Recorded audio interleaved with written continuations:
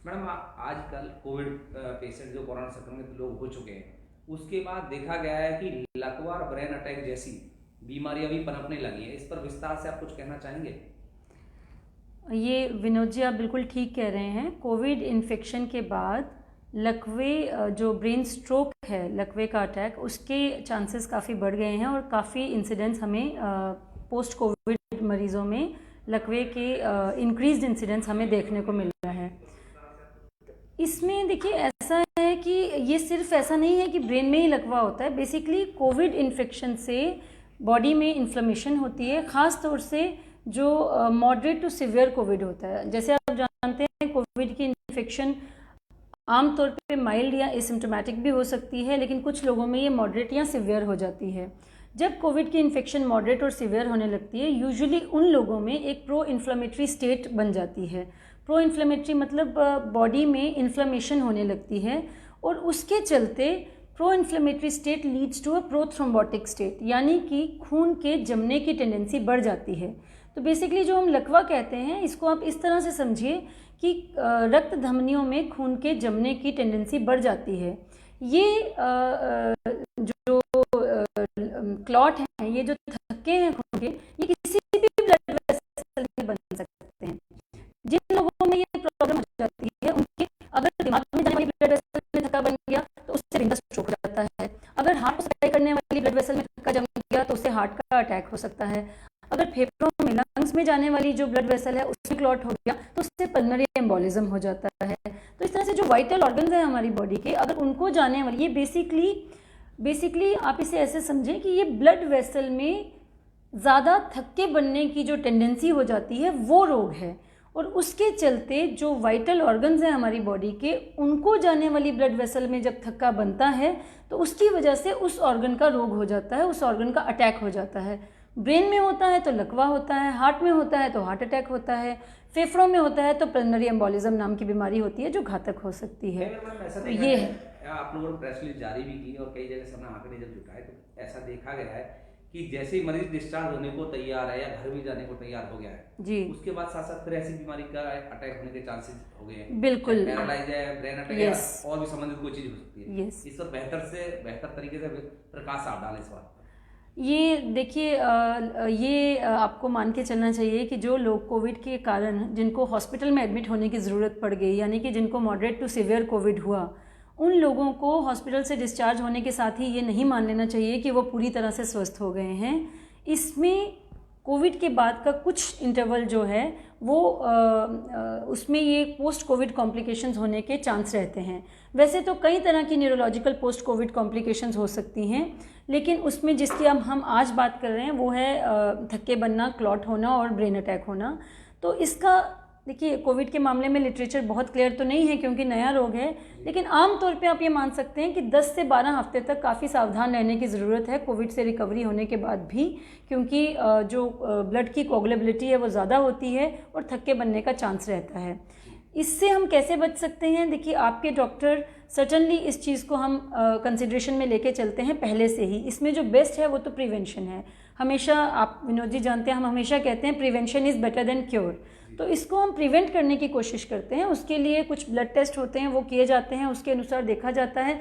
आमतौर पे जो भी पेशेंट कोविड के कारण हॉस्पिटल में एडमिट हो गए, उनको खून पतला करने की दवाई ज़रूर दी जाती है, और डिस्चार्ज के बाद भी कुछ देर तक उसको कंटिन्यू रखना पड़ता है। कितनी देर तक, ये अलग अलग पेशेंट्स में अलग अलग पैरामीटर्स के मुताबिक डिसाइड किया जाता है।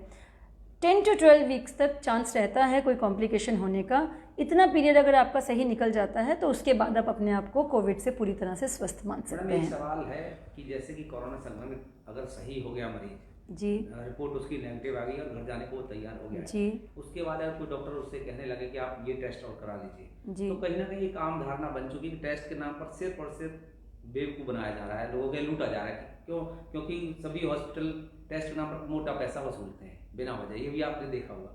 तो इस तरीके से किस तरीके से इस धारणा से बाहर निकले?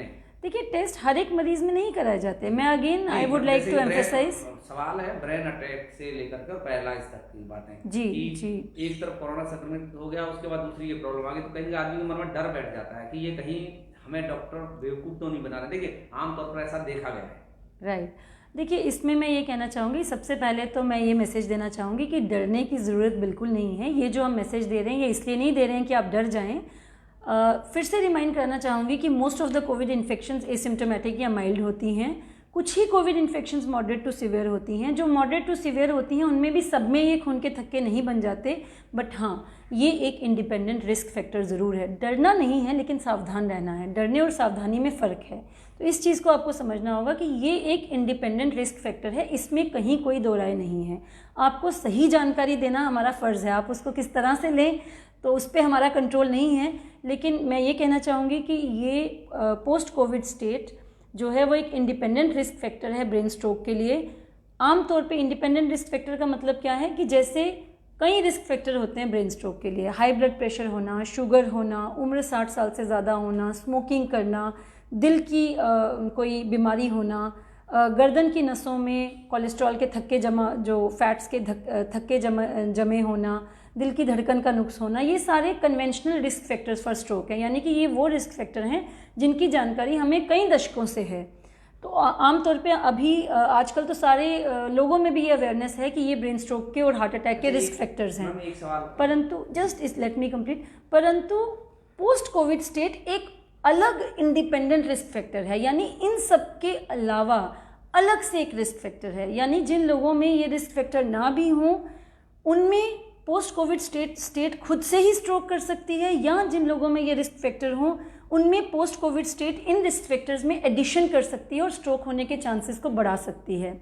ये जो पोस्ट कोविड वाला रिस्क फैक्टर है ये परमानेंट रिस्क फैक्टर नहीं है, ये कुछ देर के लिए ही रहता है। जैसे मैंने कहा 10 से 12 हफ्ते यूजुअली माना जाता है, थोड़ा एक हफ्ता आप आगे पीछे ले सकते हैं क्योंकि कोविड नई बीमारी है और कोई भी बीमारी में बिल्कुल एक कट ऑफ तो नहीं होता, बट अमूमन few weeks to few months तक ये रिस्क एक्स्ट्रा रहता है। तब तक हमें सावधानी बरतनी होगी। अगर आपके डॉक्टर आपको ब्लड थिनर्स दे रहे हैं तो उनको बिल्कुल निरंतर लेना होगा, और अगर बीच में कोई खून की जांच करानी पड़ती है तो उसको बिल्कुल कराना चाहिए। अगर आपके डॉक्टर सलाह देते हैं तो उसको ज़रूर कराइए। सबको ये सलाह नहीं दी जाती, उन्हीं को दी जाती है जिसमें ज़रूरी माना जाता है। एक सवाल और है, आंकड़ों के तौर पर हम आपसे बात करेंगे। मेट्रो हॉस्पिटल जिला फरीदाबाद सेक्टर 16 में स्थित है, आपका जाना माना हॉस्पिटल है। एक आंकड़े आप के तौर पर बताना चाहें, जैसे कि कोरोना संक्रमित के बाद कितने % या कितने मरीजों में ब्रेन अटैक और पैरालाइज्ड अटैक जो हुई है, कितने लोगों में ऐसा हुआ है? ये आपने बहुत अच्छा पूछा, क्योंकि इससे लोगों को एक आइडिया लग जाएगा कि ये कितना डरना है और कितना सावधान रहना है। डरना तो हम सभी को है ही, तो सावधान रहना है, डरना नहीं है। तो देखिए, ऐसा मैं आपको बताती हूँ, तकरीबन हमने इस सेकेंड वेव के दौरान तकरीबन 25 केसेस ऑफ स्ट्रोक देखे हैं अपने हॉस्पिटल में पोस्ट कोविड पेशेंट्स में।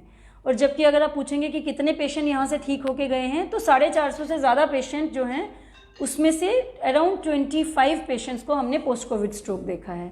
तो जो हॉस्पिटलाइज्ड पेशेंट है उसमें भी यही रेशो है। ऐसा नहीं है कि सभी को हो जाएगा, परंतु जितने भी हॉस्पिटलाइज्ड हमारे पेशेंट थे सबको हमने प्रिवेंशन के तौर पे ब्लड थिनर्स दिए थे। तो सबको हमने प्रिवेंशन के तौर पे ब्लड थिनर्स दिए थे। मैं जैसे बता रही हूँ, तकरीबन 450 पेशेंट्स में से 25 पेशेंट्स को स्ट्रोक हो गया। हालांकि उन पेशेंट्स को, वो सारे के सारे 25 पेशेंट्स ऐसे नहीं थे कि सारे मेट्रो में ही कोविड के लिए भी ट्रीट हुए थे। कई पेशेंट स्ट्रोक होने पे भी मेट्रो में आए जो पोस्ट कोविड थे। जितने भी इस हॉस्पिटल में जितने भी पेशेंट एडमिट थे मॉडरेट टू सीवियर कोविड के साथ, सबको प्रिवेंशन के तौर पे खून पतला करने की दवाई दी गई। कुछ एक पेशेंट्स में, अराउंड 3 पेशेंट्स में हमने ये भी देखा कि खून पतला करने की दवाई देने के बावजूद उनको स्ट्रोक हो गया, परंतु मैक्सिमम पेशेंट्स को हम बचा पाए। धन्यवाद। चलिए, आपने विस्तार से सुना। सुषमा शर्मा मनोरोग दिमाग की डॉक्टर, अगर हिंदी में हम कहें, ऐसा ही है ना, दिमागी डॉक्टर हैं। उन्होंने बताया कि देखिए, आज मुख्य उद्देश्य ये था इनसे सीधे तौर पर मिलेगा कि ब्रेन अटैक और पैरालाइज अटैक कोविड पोस्ट के बाद जो कोरोना संक्रमित जो लोग हैं, जो बीमार हैं, ये चांसेस आजकल ज़्यादा केसेस बढ़ रहे हैं। दूसरा, इन्होंने एक आंकड़ा बताया कि 450 मरीजों में से लगभग 25 मरीज ऐसे निकल करके आए जिन्हें ब्रेन अटैक और पैरालाइज जैसी प्रॉब्लम हुई है। तो आप सभी से अनुरोध है कि घर में रहें, सुरक्षित रहें, मास्क लगाएं। दूसरा, जो भी आसपास जो डॉक्टर, अच्छा डॉक्टर हो, उससे सलाह लेकर के अपने सेहत में सुधार